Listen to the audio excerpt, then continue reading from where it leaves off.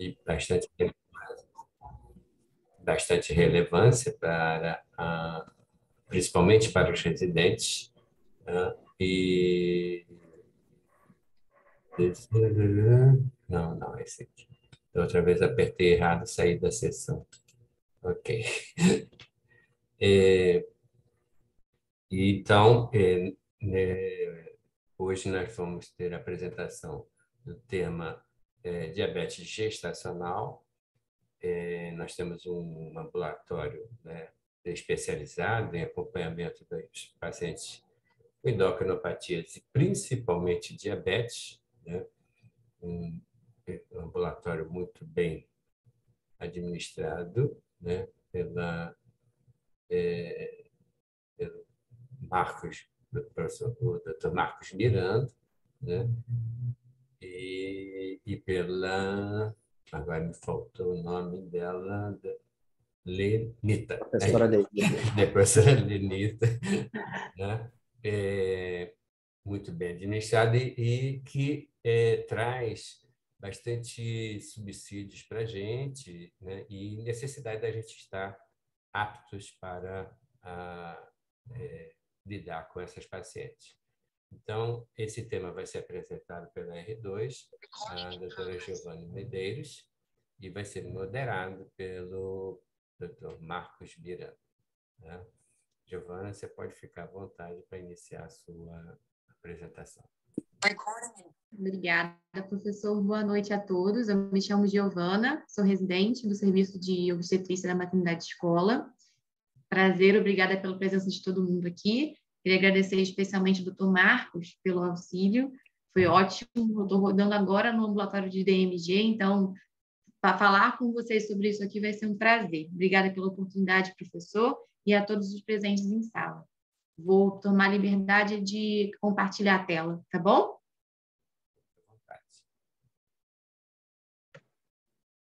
Colocar no modo tela cheia. Muito bem. Todos conseguem ver? Está tudo direitinho? Sim, perfeito. Então, meu tema de hoje a gente vai falar sobre diabetes mellitus gestacional. Como eu falei, me chamo Giovana e eu fui orientada pelo Dr. Marcos Miranda, que ele é o endocrinologista-chefe do ambulatório de diabetes da maternidade escola. Eu vou começar, então, com a definição da diabetes mellitus gestacional, que caracteriza-se pela intolerância a carboidratos de grau variável, que se inicia durante a gestação atual e não preenche os critérios diagnósticos para diabetes mellitus em não gestantes. Essa é a definição clássica que a gente tem. Eu trouxe alguns dados epidemiológicos, que é o seguinte: de todas as pacientes que têm um diagnóstico de uma hiperglicemia na gestação, 86% a 90% dessas pacientes com hiperglicemia na gestação, diagnóstico de diabetes na gestação, vão ter o diabetes gestacional, enquanto 14% a 10% delas vão ter o diabetes prévio, tá? E tem-se um estudo que diz que cerca de 16% a 18% das pacientes gestantes vão apresentar um quadro de hiperglicemia na gestação. Então, a gente pode ter, com esses dados, saber que a hiperglicemia na gestação ela é prevalente e que de todas as pacientes que apresentam uma hiperglicemia, a maioria delas vão ter o diabetes mellitus gestacional. Eu peguei esses dados epidemiológicos, tanto da COG como da FIB. E eu procurei também um pouquinho sobre a fisiopatologia para a gente entender por que acontece o diabetes mellitus gestacional. Mas para a gente entender o que acontece no diabetes gestacional, temos que entender que a gestação por si só já é um evento que se caracteriza pela resistência insulínica. E a gente tem como principais hormônios que são secretados pela placenta responsáveis por causar a resistência insulínica, o hormônio do crescimento, o hormônio liberador de corticotropina, o lactogênio placentário, a progesterona e o cortisol. Esses são hormônios que, naturalmente, numa gestação, são liberados pela placenta e que eles, por si só, já causam uma resistência insulínica. Nas pacientes que têm uma maior predisposição a fazer um diabetes gestacional, a colaboração dessa secreção desses hormônios, associado com obesidade, com falta de exercícios físicos e outros fatores de risco que a gente vai mencionar ainda lá na frente, são os responsáveis pelo desenvolvimento da diabetes gestacional. E esses hormônios, eles fazem justamente a antagonização da ação da insulina no corpo da gestante. Além dos fatores do fato da gestação já ser uma condição que tem uma ação antagônica da insulina, já é uma situação diabetogênica, tem diversos fatores de risco que a gente pode procurar na gestante para a gente rastrear, para ver se a paciente tem um fator de risco associado a desenvolver o diabetes. O primeiro deles é a história familiar de diabetes, principalmente, exclusivamente em pacientes de parentes de primeiro grau, o IMC pré-gestacional acima de 30, o ganho de peso excessivo na gravidez, a idade da gestante maior do que 25 anos também é um fator de risco, uma história prévia de uma macrosomia ou feto maior do que 4 quilos também é um fator de risco, história própria da paciente de intolerância à glicose ou uma glicosúria logo na primeira consulta de pré-natal, passando o slide, ou uma história de paciente pessoal de síndrome dos ovários policísticos, ou o uso regular de glicocorticoides, ou a própria hipertensão gestacional, ou mesmo uma história de perda fetal inexplicada, ou uma história de malformação fetal prévia, ou o peso da própria mãe ao nascimento, maior do que 4 quilos ou menor do que 2,7 kg.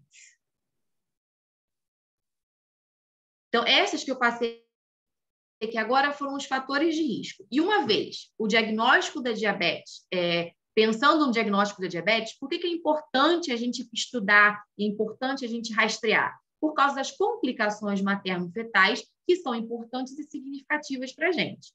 Uma das principais complicações que podem surgir em relação ao diabetes gestacional é o risco da mulher desenvolver pré-eclâmpsia nessa gestação.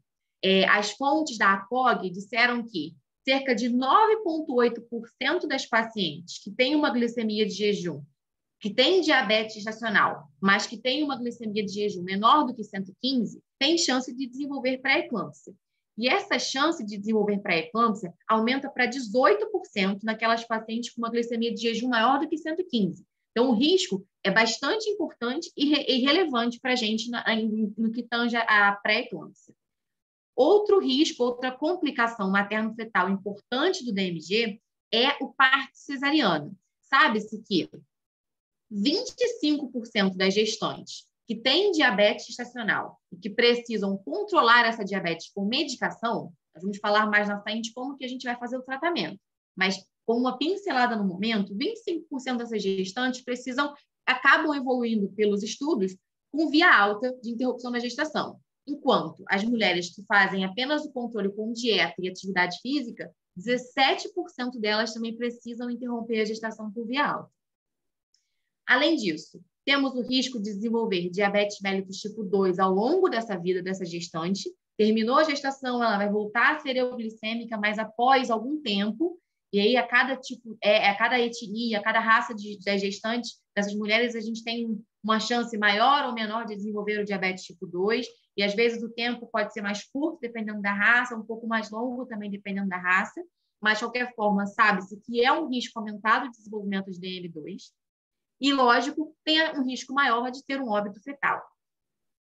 Além disso, outras complicações materno-fetais a gente pode citar, já sabidos, a macrosomia e a polidramia, que são justamente formas que a gente usa a ultrassonografia para ver o adequado controle da diabetes gestacional, isso é um dos parâmetros que a gente usa. A hipoglicemia neonatal é outra complicação importante. Hiperbilirrubinemia, outra complicação fetal importante. Distócia de ombros por macrosomia fetal, tocotraumatismos, traumas relacionados ao parto, e a hiperinsulinemia fetal, que pode causar, inclusive, um aumento do desconforto respiratório por causar um atraso na produção do surfactante.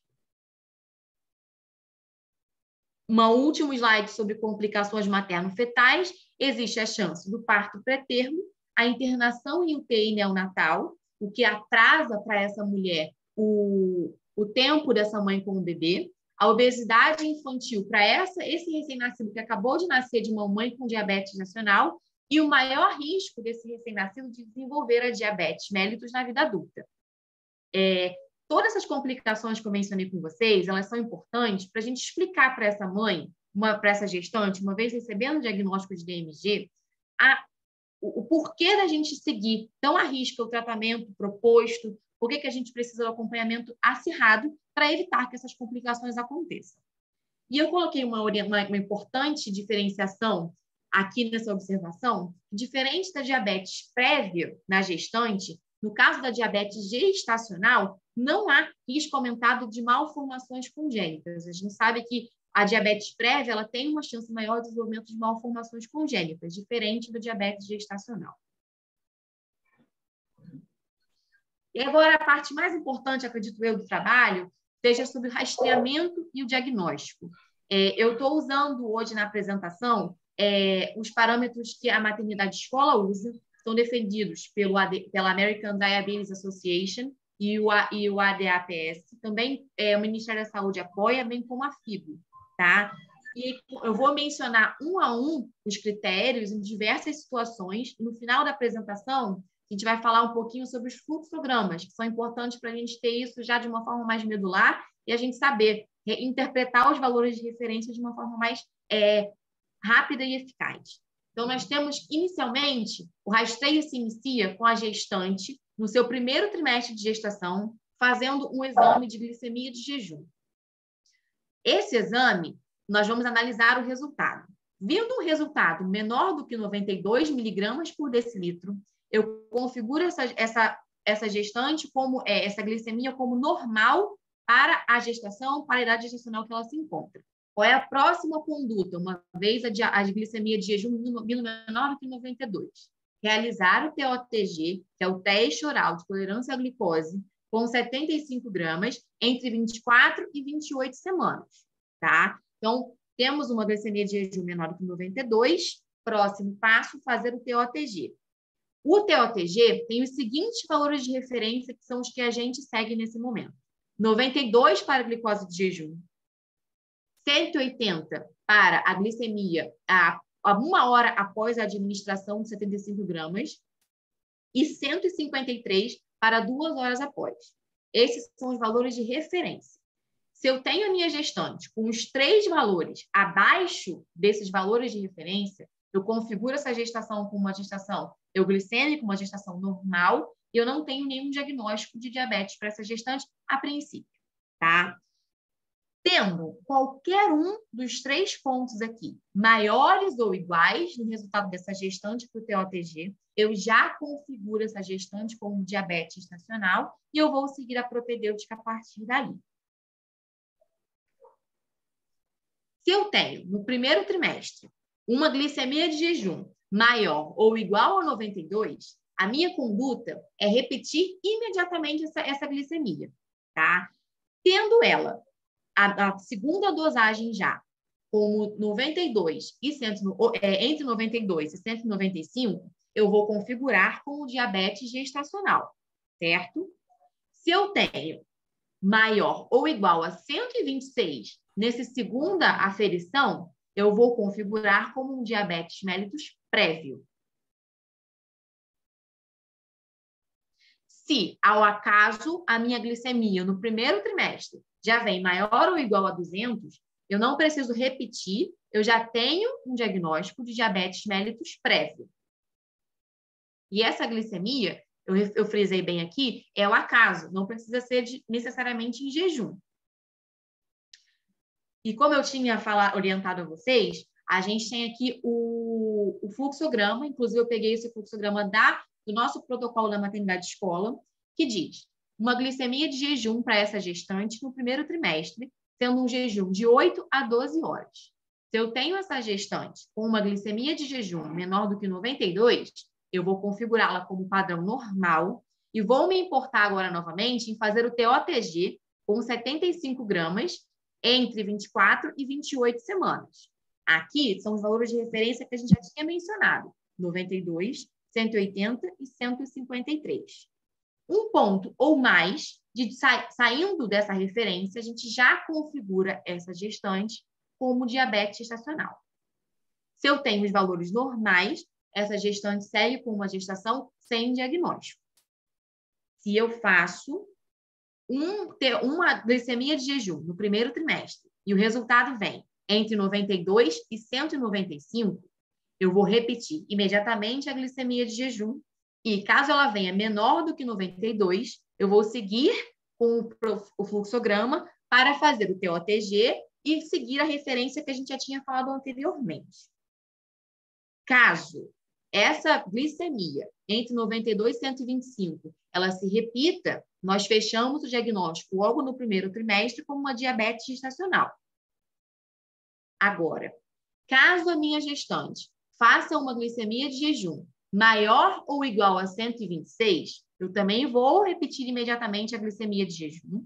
E se ela vier entre 92 e 125, eu vou confirmar diabetes gestacional.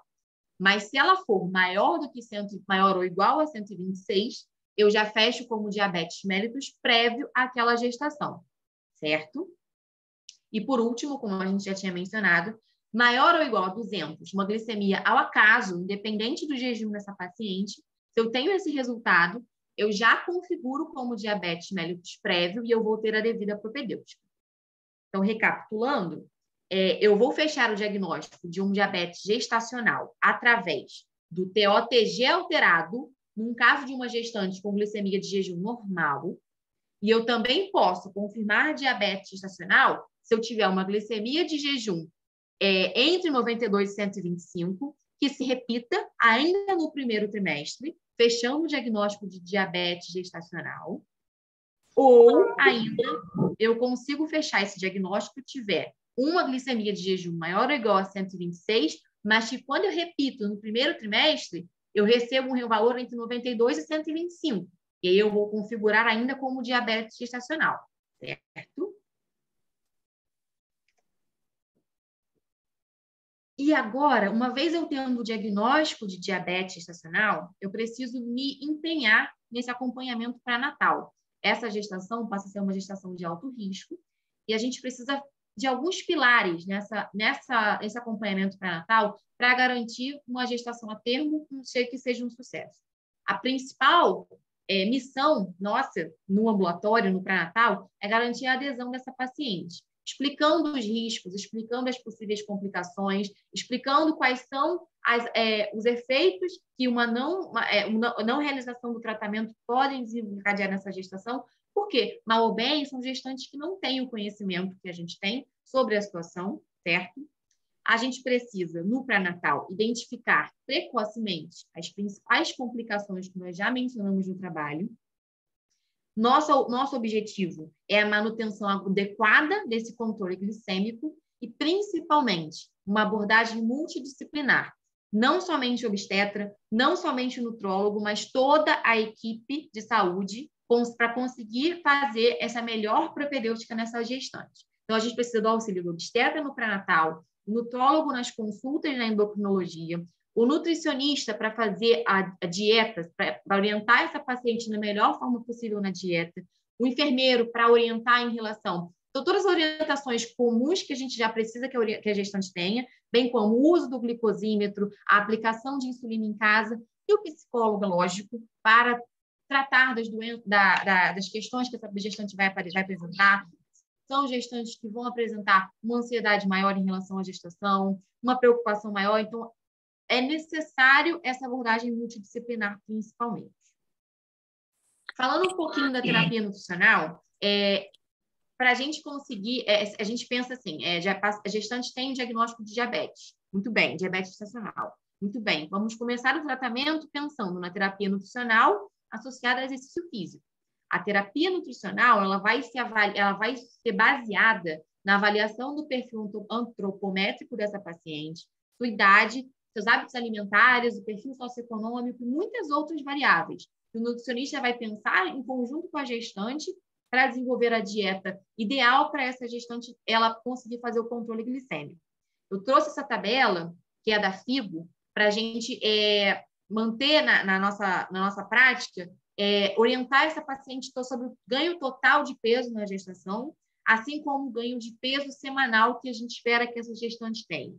Se eu tenho uma paciente com IMC abaixo de 18,5, eu espero um ganho total na gestação entre 12,5 kg e 18 kg, sendo que 1 quilo é a quantidade de quilos por semana seja de meio quilo por semana no segundo e no terceiro trimestre.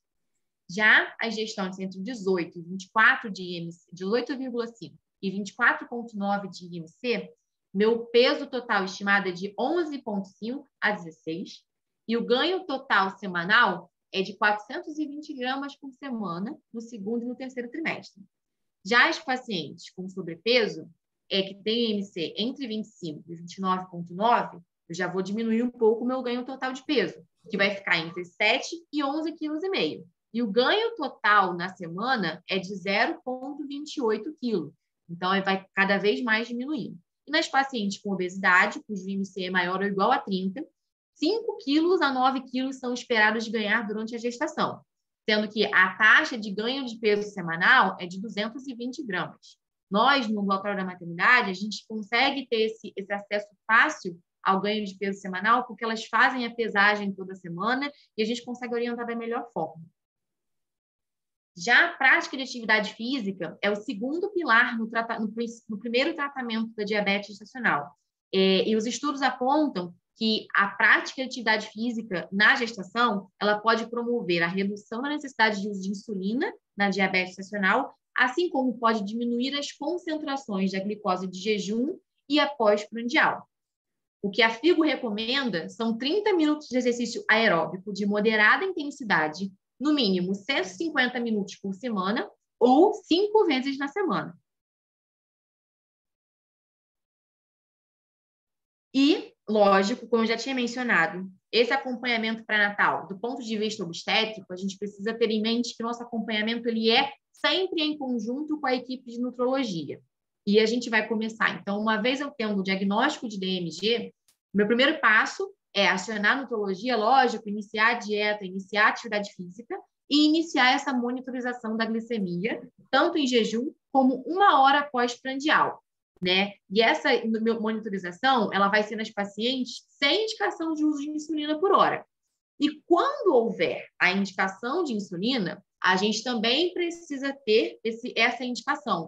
Faz parte da rotina do obstetra indicar o tratamento com insulina, encaminhando para a nutrologia para que tenha o acompanhamento adequado.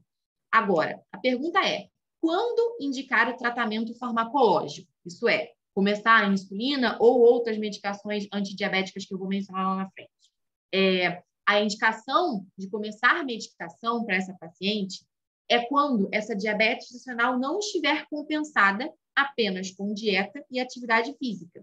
E quais são os valores que a gente pensa como para considerar uma diabetes gestacional como compensada? Os valores são os seguintes. Em jejum, eu preciso que eu tenha uma glicemia capilar menor do que 95. Em 1 hora pós-prandial, eu preciso que seja menor do que 140. E 2 horas pós-prandial, eu botei erradinho aqui, me perdoem, é menor do que 120 miligramas por decilitro. Essa é a forma que a gente tem de avaliar o controle glicêmico dessa paciente. Jejum, 1 hora pós-prandial e 2 horas pós-prandial. A gente preconiza a realização dessa monitorização com a glicemia entre 4 a 6 vezes por dia, antes e após as refeições. Uma vez a minha gestante saindo desse alvo, 95, 140 e 120, esse é o momento da gente considerar iniciar um tratamento farmacológico.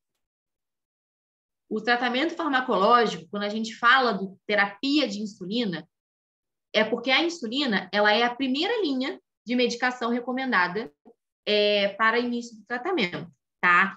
O tratamento com insulina não existe receita de bolo, não é um tratamento que a gente usa para todas as gestantes. É um tratamento individualizado, tá? Que geralmente se inicia com doses de NPH, que pode variar de 0,3 a 0,4 unidades por quilo por dia, conforme a avaliação das glicemias dessa gestante.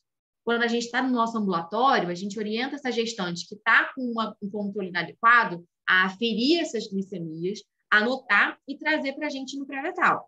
Uma vez a gente vendo no pré-natal essas dosagens, a gente vai começar a distribuir os valores de NPH para ela ao longo do dia, dependendo das avaliações que ela apresentar. E não somente a NPH pode ser útil, mas a aplicação da insulina regular também pode ser necessária. Eu vi, essa da 0,3, 0,4 foi a recomendação da ACOG, e que também está no nosso protocolo da maternidade. Mas eu cheguei a ver, pelo menos pela FIGO, que eles mencionam 0,5 unidades por quilo por dia. Então, dá para ver que tem um pouco de divergência na literatura, mas que todas enfatizam que o tratamento é individualizado, que a gente não consegue fazer um tratamento único para todas as gestantes. Como uma opção, uma alternativa, que não é a primeira opção, a gente tem a metformina aqui para a gente utilizar, que é uma biguanida que inibe a gliconeogênese hepática e a absorção de glicose no fígado e estimula a absorção de glicose nos tecidos periféricos.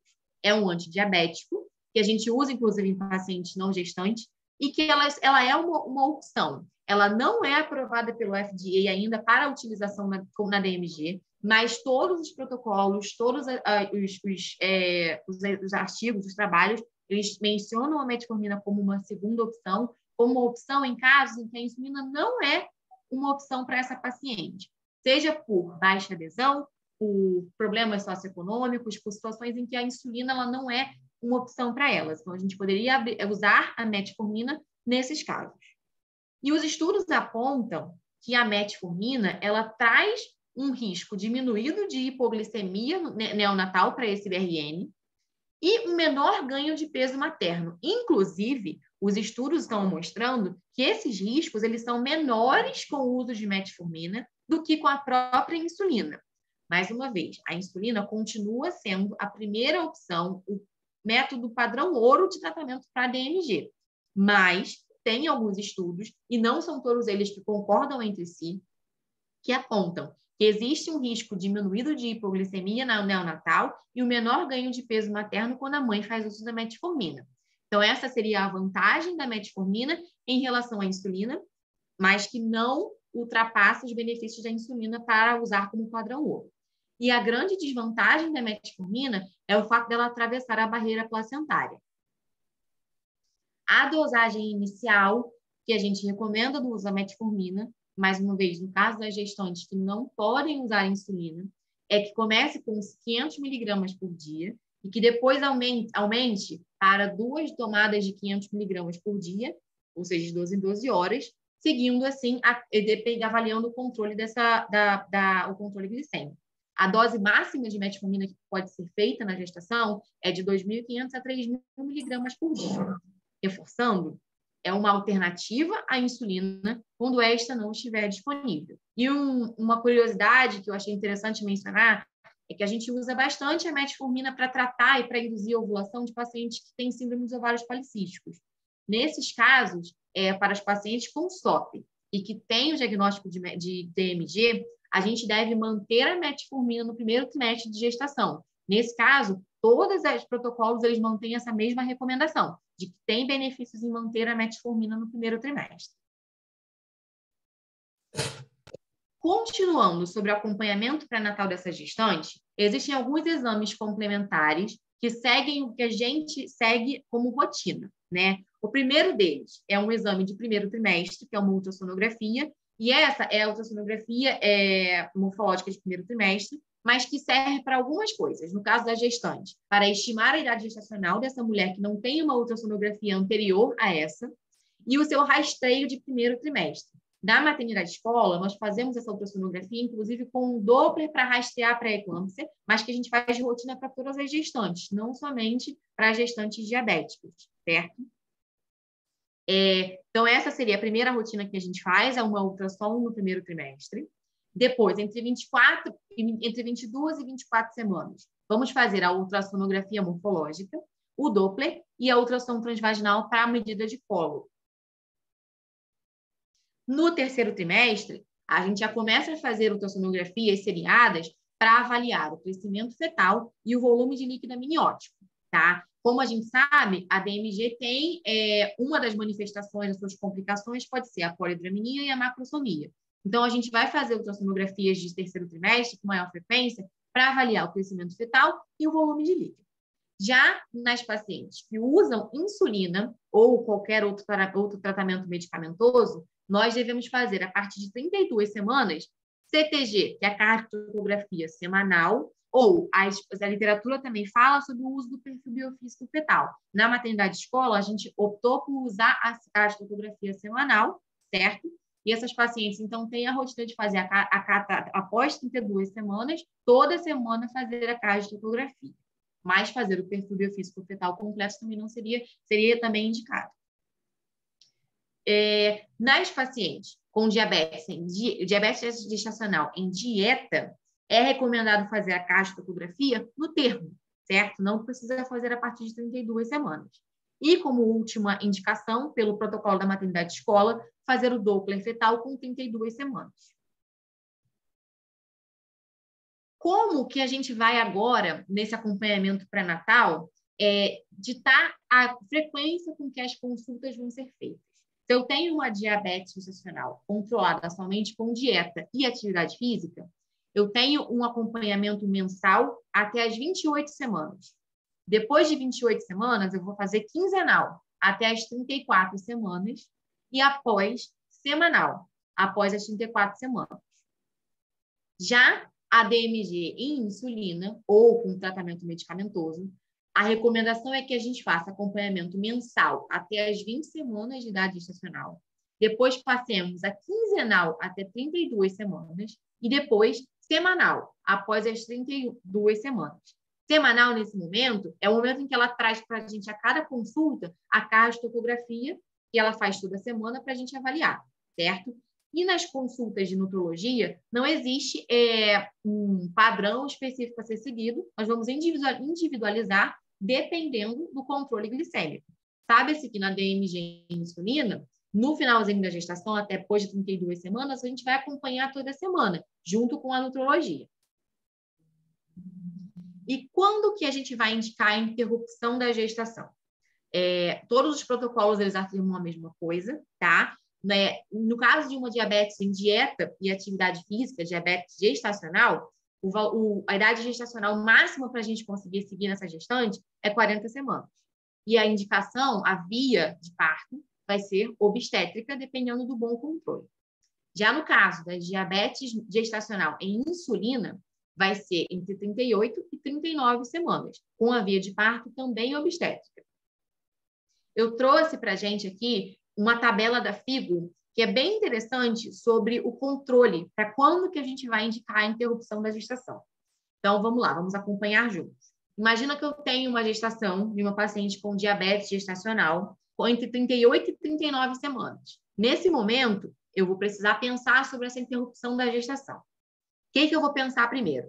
Se eu tenho um feto com peso fetal estimado menor do que 3,8 kg, ou que seja apropriado para a idade gestacional, eu vou avaliar se essa gestante tem um controle inadequado, ou uma adesão inadequada, ou um caso de prematuridade, ou de qualquer outro evento adverso obstétrico prévio desfavorável, ou uma doença vascular já associada.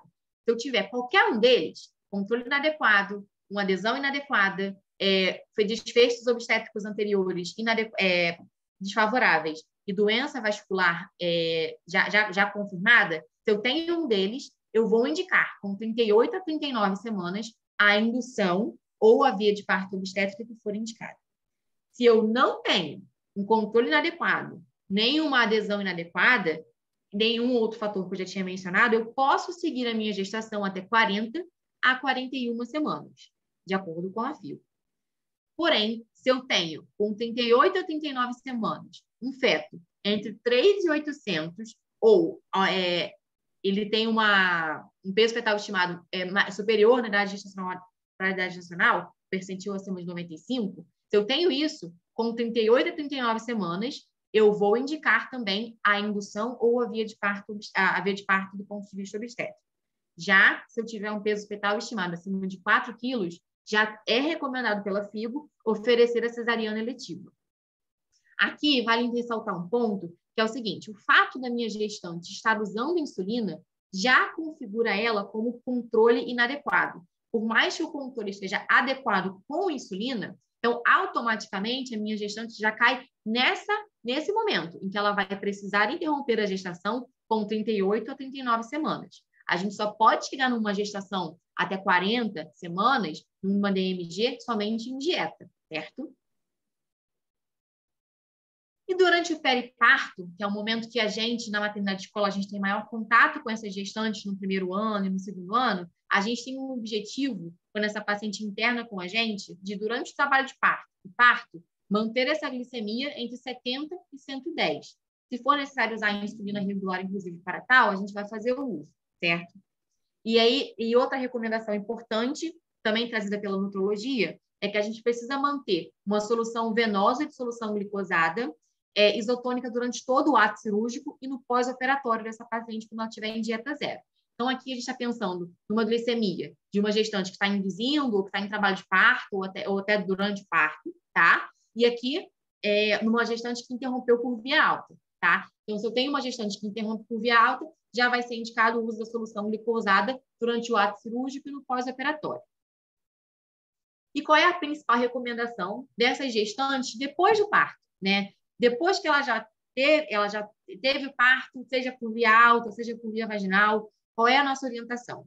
Prescrever uma dieta oral livre após o parto para os pacientes com DMG e não usar de rotina a insulina no pós-parto, tá? A gente vai deixar ela com glicemia, com dosagens de glicemia, mas o ideal é a gente não prescrever a insulina, e sim ficar em observação. E a principal orientação, já que a gente sabe que essas gestantes têm uma maior predisposição a desenvolver o diabetes mellitus tipo 2 ao longo da vida, é a gente recomendar o retorno dessas gestantes com 4 a 12 semanas pós-parto no ambulatório da nutrologia para fazer um novo TOTG, para nesse momento a gente saber se ela voltou a ser euglicêmica ou se ela continua com algum tipo de hiperglicemia. Até aqui foi o que eu trouxe para vocês do trabalho, mas tudo que eu estudei para apresentar esse trabalho com orientação do Dr. Marcos, eu trouxe como sugestão de leitura.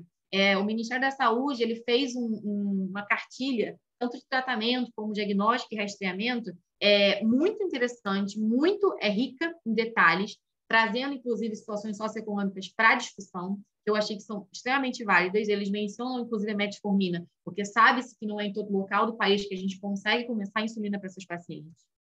Trouxe também a diretriz da FIGO, tá? Que praticamente não tem muitas divergências em relação a nenhuma outra, tudo bem? É um guia da FIGO. E aqui é da ADA, que é a American Diabetes Association, que fala tanto da classificação diagnóstico como manejo. Então, extremamente interessantes essas diretrizes.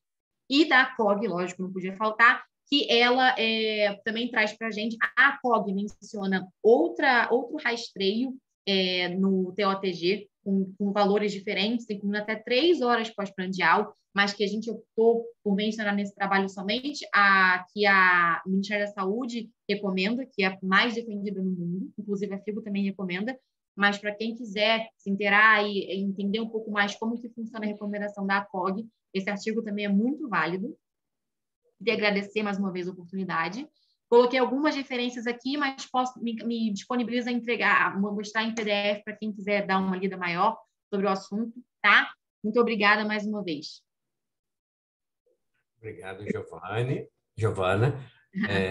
Parabéns pela apresentação. Né? Foi excelente, muito bem explicada, bem didática, né? Então, nós vamos agora passar para as nossas discussões. Eu queria abrir primeiro, Marcos, antes de começar, antes de você fazer os comentários, ver se os residentes, né, como de praxe, a gente pergunta se temos alguma dúvida, né, em relação ao que foi apresentado. Né? Eu tenho uma dúvida, professor, se puder perguntar. Thalita. Pode. Então, é porque, na verdade, eu já li diferentes coisas sobre o diagnóstico de DMG na glicemia de jejum, né? Em alguns lugares manda repetir essa glicemia de jejum inicial, se for maior que 92, e outros lugares falam que que eu já li, né? Que apenas uma dosagem já seria suficiente para esse diagnóstico, caso o tempo de jejum tenha sido respeitado, né? Não tenha sido excedido. E, na verdade, eu nunca achei exatamente uma explicação de por que repetir.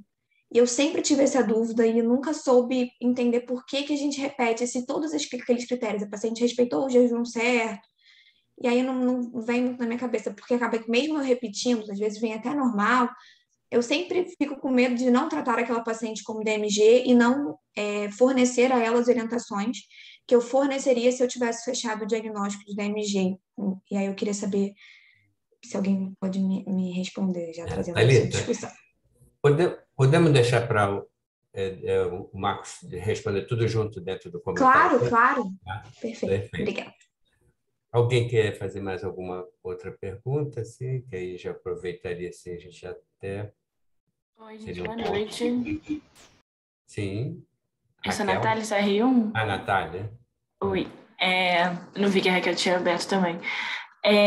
Eu tenho uma dúvida que às vezes acontece no pré-natal, lá na maternidade, é que a paciente não está mais no primeiro trimestre, ela já chega no segundo trimestre para a gente, ou até no terceiro trimestre, e a gente colhe a glicemia de jejum. E aí eu queria saber se a gente lida da mesma forma com isso, repete, ou a gente já parte de outro princípio, já que a gestação já está mais avançada. Uhum. Ok. Também podemos deixar um pacote, né, grande aí para o Marcos fazer seus comentários. Ok, Marcos, vamos lá? Professor, antes disso, a Raquel queria também fazer uma pergunta. Ah, a Raquel também, né? Se possível, eu também tenho uma dúvida sobre o uso da metformina. Eu entendi que é uma conduta de exceção, né, no caso de pacientes sem condição financeira para aplicação da insulina. Que considerando, né, a gente aqui no Rio de Janeiro, a maternidade escola, em geral, a população que a gente recebe tem acesso à insulina, seja pela clínica da família. Então, eu pelo menos ainda não vi o uso da metformina no caso dos pacientes com DMG. Mas eu queria saber se foi lido algo sobre o uso concomitante da metformina e da insulina, se teria um benefício na gestação, se tem algo a respeito disso. E extrapolando só um pouquinho, no caso da paciente DM prévia, se a gente continua suspendendo a metformina no momento do diagnóstico e iniciando a insulinoterapia. Ok. Essa você quer responder, Giovana? Eu li um pouquinho, sim, sobre a concomitância da diabetes, da insulina com a metformina. Tem trabalhos que mostram, sim, que tem uma superioridade no tratamento, mas confesso que todos os protocolos que a gente leu, eles falam muito pouco sobre isso. Eles só mencionam que, em situações de exceção, a associação da insulina com a metformina para um controle adequado, elas podem ser feitas. É isso que eles mencionam, pelo menos na FIGO e na ACOG, eles falam isso. Uhum. Ela fez uma pergunta um pouco mais abrangente sobre as pacientes que já vinham em uso, então aí seria já com diagnóstico de diabetes, né? Sim. Mas aí o Marcos completa nos comentários dele.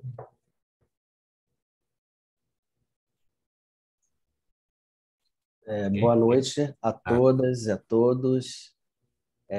Primeiro, agradecer a Giovana pela disponibilidade dela em apresentar o tema, pela disponibilidade que ela mostra também no dia a dia no ambulatório, sempre interessada, vai lá na sala, a gente troca ideias sobre os casos também. Foi muito boa a apresentação, achei que você foi muito didática na sua apresentação. Vou fazer alguns comentários para enriquecer e também para trazer um pouco o olhar do endocrinologista, tá bom? Bom, assim, primeira coisa que eu tenho falado, batido nessa tecla, é sobre a importância desse tema, e você ressaltou isso, Giovana, na sua apresentação. Então, tem um documento da Federação Internacional de Diabetes, que é uma instituição europeia, né, que foi publicado em 2021, Atlas da IDF, que a gente chama, e eles falam sobre uma situação alarmante em relação ao diabetes no ponto de vista global, mundial. né? Então, a gente está passando por uma verdadeira pandemia de diabetes, que está extrapolando todas as projeções que eram feitas, né? Então, quando eu era residente, Giovana, que nem você, a gente dava aula e falava assim, em 2025, nós teremos 350 milhões de diabetes no mundo. Essa era a projeção. A gente está em 2021 e a estimativa hoje é de 537 milhões de diabetes no mundo. E para os próximos 20, 30 anos, isso vai aumentar 45%, 50%. Então, é uma situação, digamos assim, até meio sem controle, até uma coisa para a gente parar para pensar, né? Então, daí você vê que cada vez tem mais diabetes tipo 2, principalmente, que é 90% dos casos, cada vez tem mais diabetes gestacional, e todos vocês que são médicos jovens, residentes de obstetrícia, vão ver muitas gestantes com DMG, com DM2, DM1. Está tudo aumentando muito a prevalência. Eu acho importante dar um toque para vocês também sobre... Você falou muito da importância da adesão, achei bacana você falar sobre isso e sobre as dificuldades também, até do ponto de vista social. Mas, assim, para você ganhar paciente, né, porque é uma doença que não dói, não tem sintoma, né? Então, para você ganhar paciente para o tratamento, é fundamental como que você vai explicar para a sua gestante sobre a importância do diagnóstico e qual é o impacto que tratar ou não tratar tem no desfecho dessa gestação. Claro que você não vai fazer um terrorismo, assustar a paciente, mas se você não informar, ela não vai... Diminui muito a adesão ao tratamento. E lá na maternidade, por exemplo, quem fecha o diagnóstico do DMG são vocês, na obstetrícia. Então, é muito importante essa mensagem que vocês vão passar na consulta, porque senão ela não vai aderir à dieta, tá?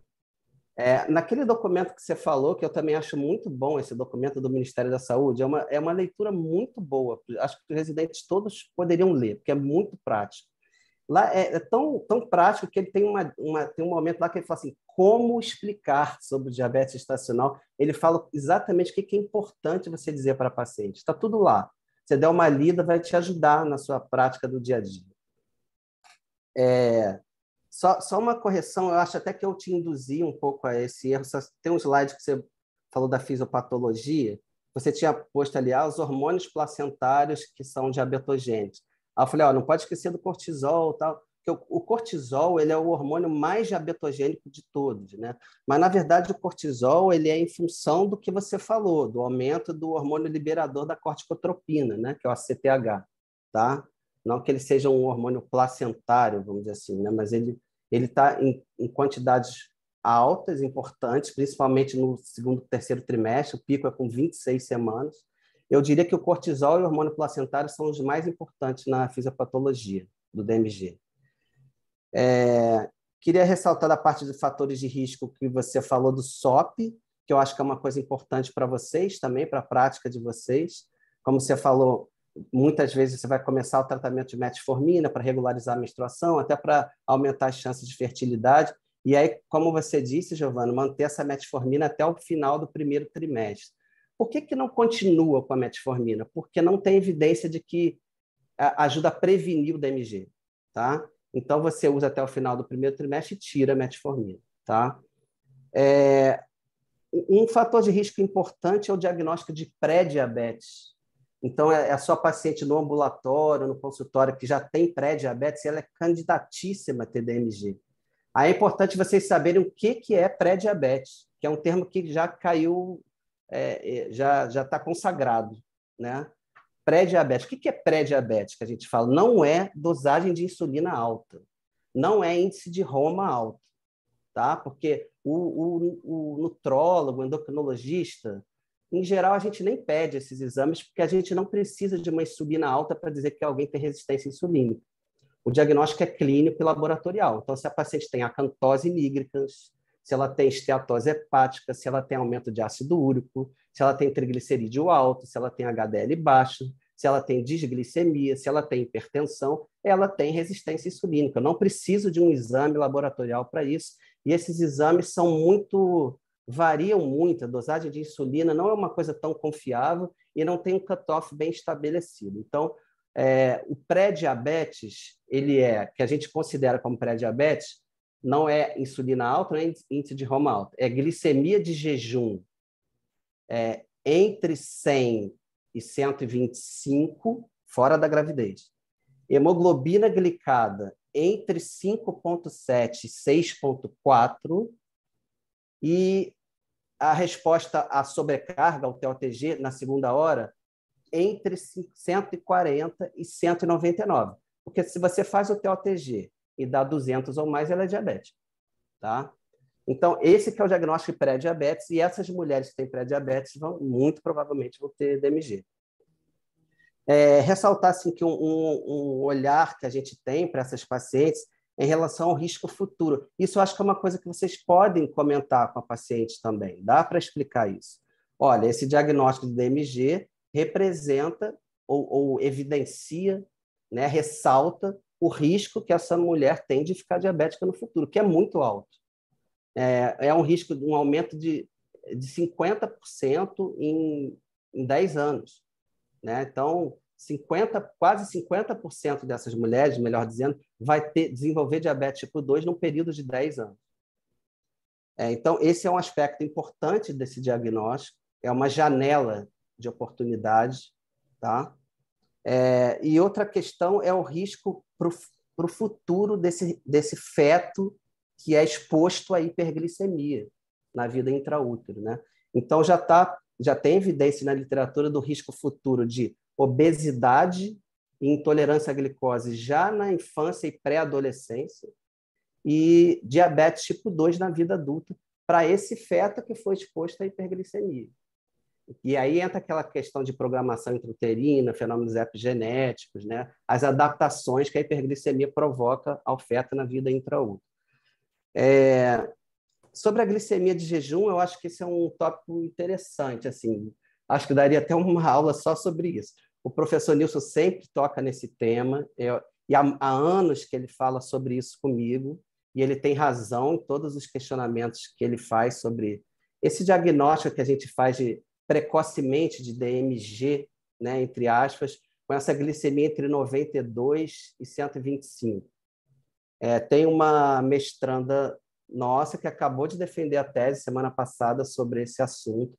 E é importante saber que não tem uma correlação total entre essas glicemias de jejum e um TOTG alterado do segundo para o terceiro trimestre. Essa correlação não é total. Está ali perto de 45%, 50%, dependendo da glicemia de jejum. Quanto maior a glicemia, principalmente se ela chega a 3 dígitos, realmente, isso, como você até falou, a hiperglicemia de jejum está relacionada com síndromes hipertensivas e desfechos desfavoráveis na gestação. Então, a gente segue o que está no Ministério da Saúde, o que é preconizado pela FEBRASGO, pela Sociedade Brasileira de Diabetes. Então, a gente faz esse diagnóstico precoce, funciona bem para a gente na maternidade, mas isso é um ponto questionável e que eu acho que vai mudar ao longo do tempo. Por exemplo, os americanos hoje, eles falam o seguinte, eles falam que a glicemia de jejum do primeiro trimestre é principalmente para diagnosticar o diabetes que não fora diagnosticado antes. Principalmente isso. Se ela der 110 ou mais, quer dizer, até 125, né? 110 a 125, ou se essa paciente do primeiro trimestre tiver uma hemoglobina glicada maior ou igual a 5,9, ela é identificada como uma mulher com alto risco de desenvolver diabetes e complicações, desfechos desfavoráveis, pré-eclâmpsia, síndromes hipertensivas. Então, mereceria, sim, um tratamento. Pelo menos essa de 110 de glicemia de jejum e glicada de 5,9. Eles falam isso. A que está entre 92 e 109, vamos dizer assim, eles falam para fazer o TOTG entre 24 e 28 semanas. Então, isso não é exatamente o que a gente faz lá na maternidade. Né? Na maternidade, a gente faz o que está no documento do Ministério da Saúde e da Sociedade Brasileira de Diabetes. Pode mudar com o tempo? Acredito que sim. Acho que essa discussão ainda vai acontecer e está acontecendo. Né? Por que repetir a glicemia de jejum? Eu acho que, primeiro, a questão do erro pré-analítico. A glicose não é um exame que tenha erro no laboratório, mas tem um erro pré-analítico do jejum inadequado. Eu hoje estou convencido que para a grávida ficar mais de 10 horas de jejum é um jejum prolongado e, paradoxalmente, a glicemia de jejum pode subir, né? E muitas vezes elas chegam para colher aquele exame do acolhimento, às vezes com mais de 12 horas de jejum, às vezes com 13, 14 horas de jejum, a glicose sobe. Então, se basear numa glicemia só, eu acho que não é suficiente. Além do que, no início da gestação, pelo menos até 16 semanas de gestação, você tem um aumento, preste atenção, um aumento da sensibilidade à insulina. A resistência vem depois, no segundo para o terceiro trimestre. Então, até 16 semanas, você tem um aumento da sensibilidade à insulina. Então, uma glicemia de jejum, a primeira deu 94, a segunda pode cair e dar normal. Então, é sempre bom, sim, repetir, tá? Pelo erro pré-analítico e porque ela pode cair naturalmente pelo aumento da sensibilidade à insulina, tá?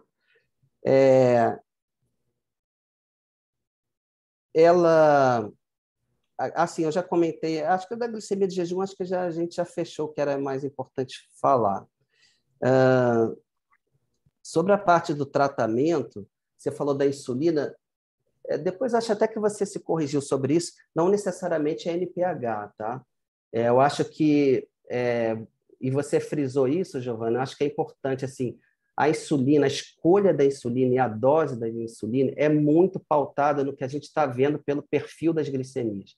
Então, todo diabetólogo, ele quer logo ver o mapa de glicemias, a monitorização das glicemias para tomar a decisão. Pode ser, por exemplo, que a glicemia escape somente no pós-café da manhã, porque o cortisol está muito alto de manhã. Aí ela vai precisar só de insulina rápida no café da manhã. Então, o que determina como eu vou começar a insulina e qual dose, qual tipo de esquema, é muito a monitorização. Como você falou, é individualizado, não tem receita de bolo. Sobre a metformina, que eu acho que é um tópico que sempre vem nessas discussões de DMG, eu queria ressaltar algumas coisas. Vamos lá. Por que ela não é primeira escolha? Por que é segunda escolha?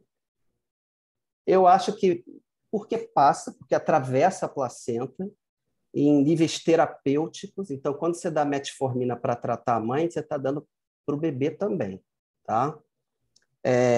Não é teratogênico, tem até alguns efeitos benéficos, né? Porque a mãe que usa metformina ganha menos peso, usa menos insulina, menos hipoglicemia neonatal. Porém, assim, o estudo MIG, por exemplo, mostrou um aumento das taxas de parto pré-termo e esses bebês nascem com menor peso, né?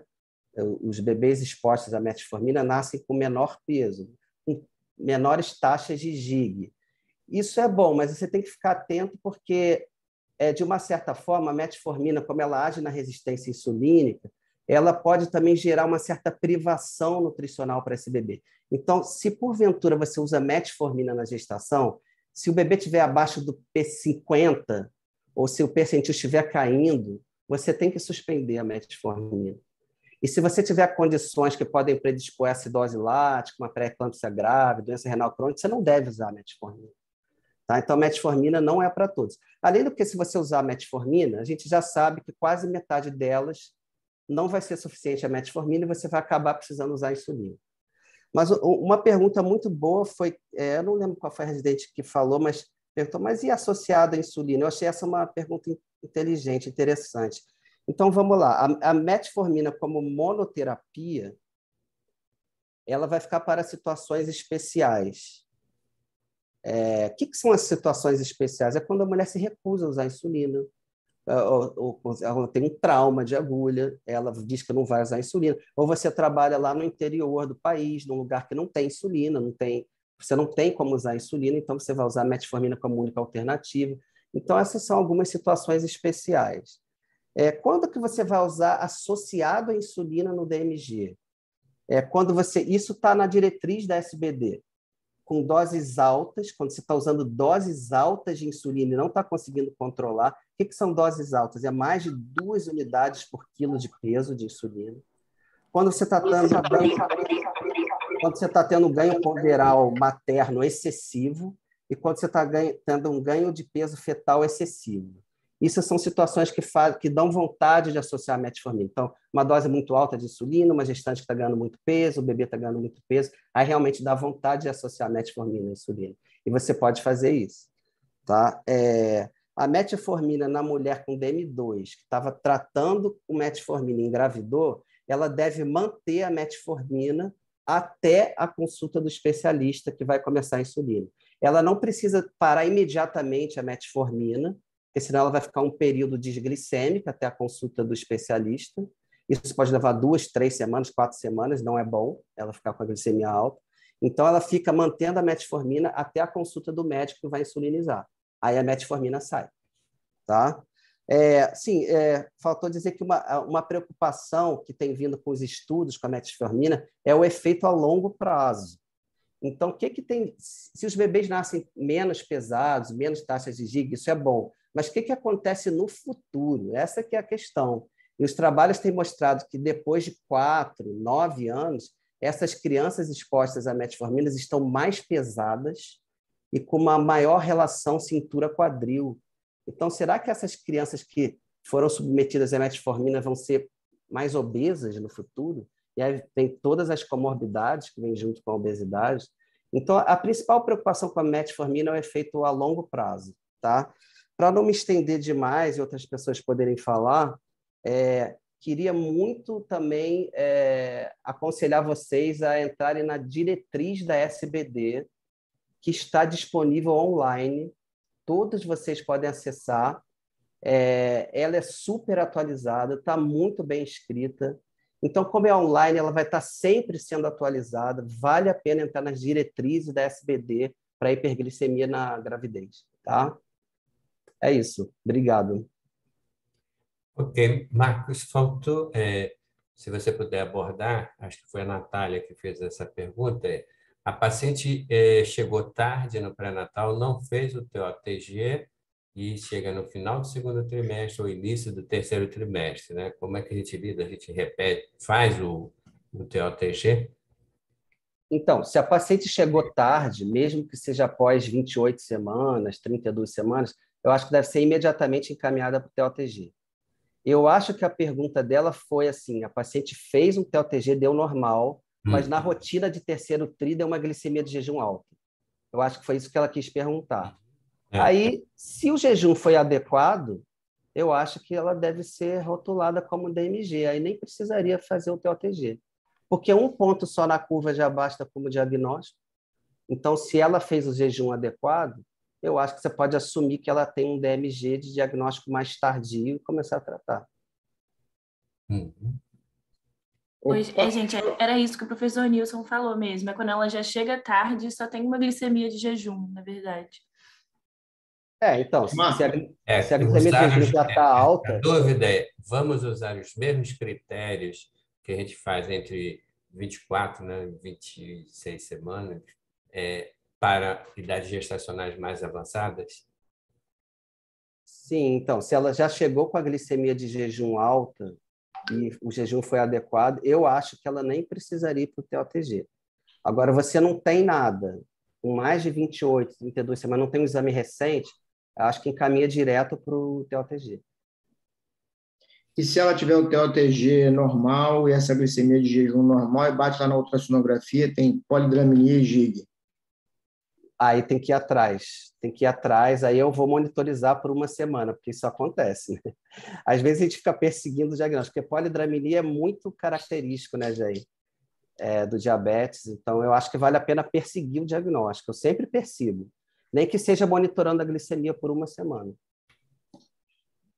Mas ainda assim, não é raro, né, Marcos? Eu tenho visto isso, assim, a paciente está rastreada e o neném dela é grande, a parte fenotípica não chama atenção e a gente jura por Deus que aquela paciente deve ter um diabetes ali, mas com os exames normais. Você costuma se deparar com isso?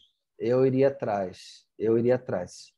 Se você fez ultrassom, já me falou, esse bebê está grande ou está com muito líquido, à medida do maior bolsão, eu iria atrás, sim. Eu iria monitorar por uma semana a glicemia, porque deve ter diabetes. E outra, aproveitando então aí, a paciente sem ter diabetes, mas que tem uma dieta desregrada, e você não consegue confirmar isso laboratorialmente, e ela tem aquela... A gente teve uma assim, não me lembro se ela era diabética, mas ela era pista aberta, comia empadão e o neném grande. Isso pode acontecer? Sim, desculpe, eu acho que você tem Excesso de razão. ingesta. É porque assim, o DMG não é a única causa de macrosomia, mas assim, é que com polidramia fica muito característico do diabetes. Mas assim, a macrosomia pode ser pela obesidade, pelo ganho excessivo de peso, hipertrigliceridemia também é causa de macrosomia, né? Ok. Posso emendar aqui, professor? Pode, com certeza. Então, primeiro eu queria dar os parabéns aí à Giovana, né? A gente já se conhece de longa data, e com a intimidade que ela está com as palavras, com os slides, né? Com o assunto, se apropriou do assunto. Eu ouso dizer assim que essa menina vai longe aí, né? Nessa história de palestrar. Vamos ver isso lá daqui a alguns anos. Eu acho que sim. Ela fala com Anota meu nome. bastante intimidade, já é envolvida com a causa desde as ligas, que eu sei, não é isso? Mas vou fazer só duas perguntas, na verdade, para a Giovana e para o Marcos. A primeira é para a Giovana, que em dado momento, para a gente discutir isso, a paciente chega para você lá no final e ela tem um rótulo lá de diabetes, está diagnosticada, e no momento está interrupção. Vamos discutir aqui a interrupção de acordo com os protocolos aí que você botou lá, 38, 39, para induzir se tiver acima de 3.800 ou acima do percentil 90, 95, você falou lá. E aí, se ela bate para a gente, aí se a gente pega, eu tomei o cuidado aqui de dar uma olhada no peso no final, com 37 semanas, percentil 90 é 3.700. E não é raro a gente ver isso, né? Com 37 semanas aí. O que você acha, né? Qual a conduta deveria ser tomada quando uma paciente chega para você com 37 semanas e esse neném já está com 3,8 kg? Quais as coisas que você tem que levar em consideração para o momento do parto e a via de parto? O protocolo da maternidade escola só? Não, mas, por exemplo, eu ficaria tensa de interromper com 37 cravado. Eu acho que eu iria ver as ultrassonografias anteriores, ver se o bebê está sempre seguindo nesse padrão. Porque se for isso, pode ter sido só uma aferição, que ultrassom é examinador dependente, então pode ser que seja uma única ultrassonografia com 3.800. Vamos ver se a gente consegue repetir essa ultrassom ou ver as anteriores para saber se o bebê está mesmo nesse percentil. Estando nesse percentil 3.800 com 37 semanas, eu acho que eu ia marcar uma indução entre 37 e 38. No máximo 38, não sei. Para tentar. Vou deixar aí, vou deixar aberto aí para o Marcos, professor Nilson, para todo mundo. Eu quero muito saber qual é a resposta, mas é porque eu vou sempre tentar induzir, né? Vamos lá, Marcos. Eu queria passar para o professor Nilson essa. Pode ser? Eu acho que, por exemplo, com essa idade gestacional, 3,8 kg, 37 semanas, acho que não valeria a pena a gente fazer uma antecipação do parto nessa idade gestacional, porque o peso chegou, né? Eu acho que valeria a pena a gente investir no controle do diabetes para que ela chegue com 38, 39 semanas bem ajustada, né? E aí nós vamos propiciar um resultado perinatal melhor, né? Então, acho que eu optaria por ajustar essa paciente, colocá-la ela mais ajustada, e aí, fatalmente, seria a via alta, né? A via da antecipação do parto. Aí, então, ao invés de tentar a via baixa, acelerar isso, eu já optaria pela via alta e tentaria ajuste glicêmico dessa paciente, botar ela muito bem redondinha, né? É isso que você acha, Marcos? O peso fetal ele determinaria o momento do parto, certo? Eu já vi fora, obviamente, na maternidade escola, feto com, obviamente, um diabetes muito mal controlado, fetos com 34, 35 semanas, pesando 4 quilos, o obstetra indicando a cesariana, o parto, seja lá que for. Então, fica claro que não é o peso, acho que é isso que o senhor quis dizer, professor, a mensagem que o senhor quer passar, né? Que não é o peso que vai definir o momento, certo? Claro que isso entra na história do controle glicêmico adequado e, junto com outros critérios, vem a melhor opção. Mas não é o peso que vai dizer, não, chegou a 4 quilos, ou a 3.800, ou 3.900, agora que a gente vai fazer o parto. Essa informação isolada que vai definir. São duas variáveis, né? Uma é a idade gestacional e a outra é a via de parto. Na verdade, a via de parto, se a gente for olhar o neném, tem 3.800 ou 4 quilos, no final das contas, não é uma sentença para paciente que tem que ser cesariana. Isso aí vai variar de acordo com o estado que ela chega e as condições fenotípicas dessa paciente. Agora, outra coisa que a gente vê com frequência, Cris, já tive caso assim, da paciente que interna com a glicemia mal regulada, com 34 semanas, e o pessoal fica doido para interromper por conta da desglicemia dela. E, na verdade, não é isso, é muito pelo contrário. Você tem que ajustar para que ela realmente chegue no termo melhor, não é isso? Não é, Marcos?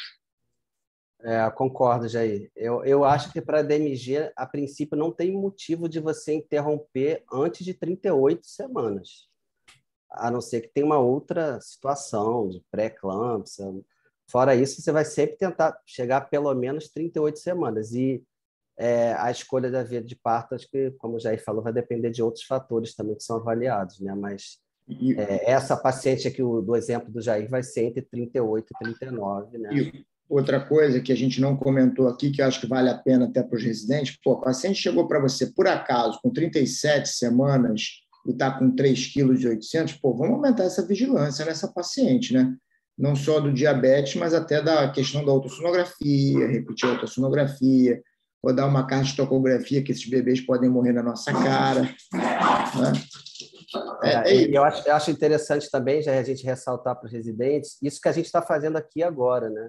Que é os colegas discutirem sobre o caso, né? O obstetra e o endocrinologista conversarem sobre o caso, né? Isso é muito importante também.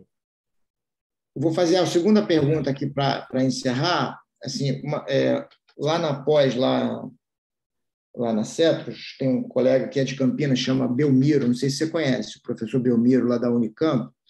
Ele volta e meia da aula de diabetes, conhece bem a Lenita e tudo, e ele, por conta das pacientes do SUS que ele atende lá, pela dificuldade do TOTG, ele tem, eu não vou mostrar aqui, mas ele tem um protocolo simplificado de diagnóstico que ele leva em consideração as glicemias de jejum. E por conta da dificuldade da paciente, dependendo da cidade que ela viva, também a prefeitura não vai oferecer. Assim, o que você... Aí eu desdobro a minha pergunta. Primeiro, qual é a sua impressão das pacientes, principalmente as que chegam tardiamente para a gente, de como ela foi abordada pela rede, que não maternidade-escola, né, atualmente, e se nesses lugares de difícil acesso para paciente, nos municípios mais afastados que acabam chegando para a gente, é possível você fazer esse rastreio simplificado aí do diabetes sem o TOTG? Sim, Jair. Boa colocação. Inclusive, esse documento do Ministério da Saúde, que a Giovana trouxe para a gente, né, tem uma parte que é só sobre diagnóstico, né, e a outra é sobre tratamento. Na parte de diagnóstico, eles abordam justamente isso. Se você trabalha em um lugar que não tem condições de fazer o TOTG, você vai se basear na glicemia de jejum. Se ela estiver acima de 92, você vai considerar como DMG. É o que tem, né? Então, se usa, sim, a glicemia de jejum nessa situação. Eu acho que, da rede, eu acho assim que ainda tem falhas, né? Assim, a gente não tem uma coisa universal igual. Às vezes eu vejo, sabe o quê? Por exemplo, na clínica da família, eles fazem uma glicemia de jejum, uma primeira que dá alta, em vez deles repetirem a glicemia de jejum, eles antecipam o TOTG. Aí é um problema, porque se esse TOTG vem alterado, tudo bem, mas se ele vier normal, aí é um problema, porque depois você vai querer repetir o TOTG e a paciente não quer. Ela fala, não, esse exame é horrível, eu já fiz, não vou fazer de novo. Aí você acaba gerando um problema. Então, às vezes eu vejo isso, às vezes falha o rastreio, né? Às vezes elas fazem o diagnóstico, mas até o médico ver e encaminhar para a gente, isso leva um tempo, né? Então, até o médico pede o exame, até ela voltar para o médico avaliar o exame, aí bota no sistema e chegar para a gente, às vezes esse tempo é um pouco demorado e elas chegam tarde também. Exato. Isso até uma certa frequência a gente encontra essas situações, às vezes com 3 meses de diagnóstico do diabetes gestacional e nenhuma conduta foi tomada até esse momento que ela chega para o atendimento, né? Mais alguma uma pergunta? Professor, posso falar? Pode, com certeza. Quero parabenizar a Giovana, concordo com o Jair, assim embaixo, realmente você se apresenta muito bem, você estudou, você mostrou que estudou, dominou o assunto, sua apresentação está muito bem feita, além de você falar bem, né, está muito bem estruturada, está muito bem, se apresentou muito bem. Só uma dica, uma coisa que eu acho que eu já falei em alguma apresentação já nessa turma, né, de residentes, mas vale reforçar. A gente está num ambiente universitário, então isso, na verdade, é uma forma de vocês também treinar, praticar, até para apresentar em congresso e tudo mais. Então, todos os dados que você apresenta, você tem que referenciar no mesmo slide. Então, você botar essa tabela da FIGO, você tem que botar ali embaixo, FIGO, publicação tal ano, tal revista, tal site, ou tal, enfim. Você tem que referenciar todas. Você não pode simplesmente jogar uma informação, você tem que mostrar onde você pegou, onde você buscou. Você até falou, a maioria das informações você falou, peguei da FIGO, peguei da COG, peguei não sei o quê. Mas é interessante você deixar essa referência em todos os slides. É apenas uma dica só para ficar 100% da sua apresentação, para 99,9%. Então, só isso. Parabenizar meu amigo Marcos. Estava brincando com os residentes hoje, quando a gente estava falando da sessão, com as nossas R4, que muitas vezes a gente escolhe o que a gente vai assistir pelo assunto e tudo mais, mas quando a gente fica mais maduro, a gente escolhe a pessoa que vai falar. Então, o Marcos é uma daquelas pessoas que, se fizer uma sessão aqui sobre receita de cupcake, eu vou assistir, porque vale a pena escutar o Marcos, qualquer que seja o assunto, enfim, tem um conhecimento enorme. Eu acho que já assisti esse seminário sobre diabetes, sei lá, já perdi as contas, mas sempre aprendo uma coisa nova, sempre levanta essa discussão. Aliás, hoje eu queria também parabenizar os residentes, né? As 3 residentes que fizeram perguntas, as perguntas foram excelentes, só enriqueceram mais ainda a discussão. Então, por favor, acho que vocês estão ajudando, estão colaborando para a gente discutir mais, para a gente aprender mais. Então, esse foi um ponto muito positivo de hoje. Parabéns a todos, parabéns ao professor Nilson sempre pelos assuntos, pelas pessoas que escolhe para apresentar. E aí é isso, pessoal. Beleza. Professor Jorge, quer fazer algum comentário? Só dar os parabéns, ótimo, Marcos, excelente. E a apresentação foi muito boa, como tem sido todas as nossas sessões. Muito obrigado, parabéns. Ok. Queria agradecer a todos. A Giovana, parabéns pela apresentação. Agradecer a participação do Marcos, excelente, como sempre, né? Trazendo grandes contribuições para a gente ir discutindo cada vez mais esses assuntos. Agradecer a todos os presentes e convidá-los todos na próxima semana estarmos juntos no mesmo horário, tá? Boa noite a todos. Tchau, tchau.